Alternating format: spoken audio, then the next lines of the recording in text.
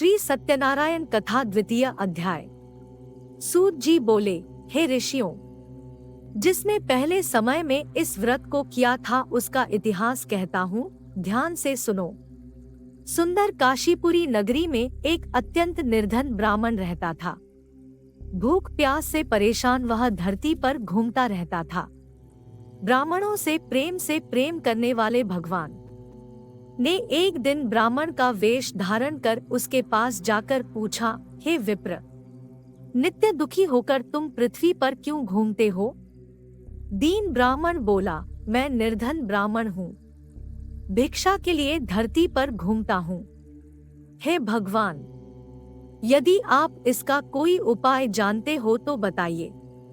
वृद्ध ब्राह्मण कहता है कि सत्यनारायण भगवान मनोवांछित फल देने वाले हैं, इसलिए तुम उनका पूजन करो। इसे करने से मनुष्य सभी दुखों से मुक्त हो जाता है। वृद्ध ब्राह्मण बनकर आए सत्यनारायण भगवान उस निर्धन ब्राह्मण को व्रत का सारा विधान बताकर अंतर्धान हो गए। ब्राह्मण मन ही मन सोचने लगा कि जिस व्रत को वृद्ध ब्राह्मण करने को कह गया है, मैं उसे जरूर करूंगा। यह निश्चय करने के बाद उसे रात में नींद नहीं आई।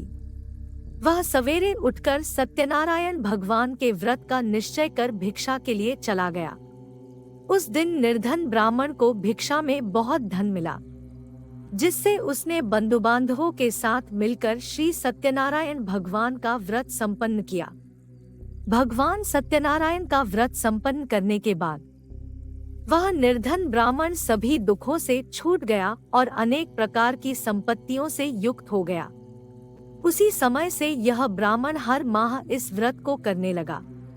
इस तरह से सत्यनारायण भगवान के व्रत को जो मनुष्य करेगा वह सभी प्रकार के पापों से छूटकर मोक्ष को प्राप्त होगा। जो मनुष्य इस व्रत को करेगा वह भी सभी दुखों से मुक्त हो जाएगा।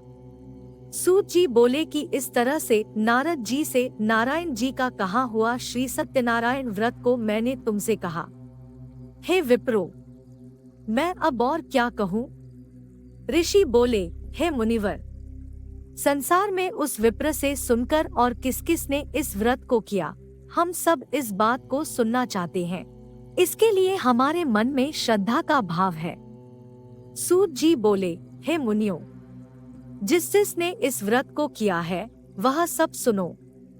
एक समय वही विप्र धन व ऐश्वर्य के अनुसार अपने बंधु बांधवों के साथ इस व्रत को करने को तैयार हुआ। उसी समय एक लकड़ी बेचने वाला बूढ़ा आदमी आया और लकड़ियां बाहर रखकर अंदर ब्राह्मण तथा इसे करने से क्या फल मिलेगा, कृपया मुझे भी बताएं। ब्राह्मण ने कहा कि सब मनोकामनाओं को पूरा करने वाला यह सत्यनारायण भगवान का व्रत है। इनकी कृपा से ही मेरे घर में धन धान्य आदि की वृद्धि हुई है। विप्र से सत्यनारायण व्रत के बारे में जानकर लकड़हारा बहुत प्रसन्न हुआ। चरणामृत लेकर व प्रसाद खाने के बाद वह अपने घर गया। लकड़हारे ने अपने मन में संकल्प किया कि आज लकड़ी बेचने से जो धन मिलेगा उसी से श्री सत्यनारायण भगवान का उत्तम व्रत करूंगा। मन में इस विचार को ले बूढ़ा आदमी सिर पर लकड़ियां रख उस नगर में बेचने गया जहां धनी लोग ज्यादा रहते थे। उस नगर में उसे अपनी लकड़ियों का दाम पहले से 4 गुना अधिक मिलता है।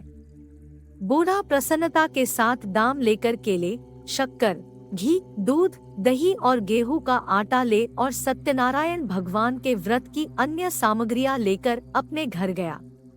वहां उसने अपने बंधु बांधवों को बुलाकर विधि विधान से सत्यनारायण भगवान का पूजन और व्रत किया।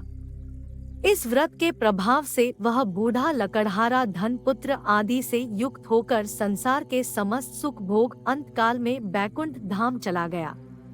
इति श्री सत्यनारायण व्रत कथा का द्वितीय अध्याय संपूर्ण। श्रीमन्न नारायण नारायण नारायण, भज मन नारायण नारायण नारायण। श्री सत्यनारायण भगवान की जय।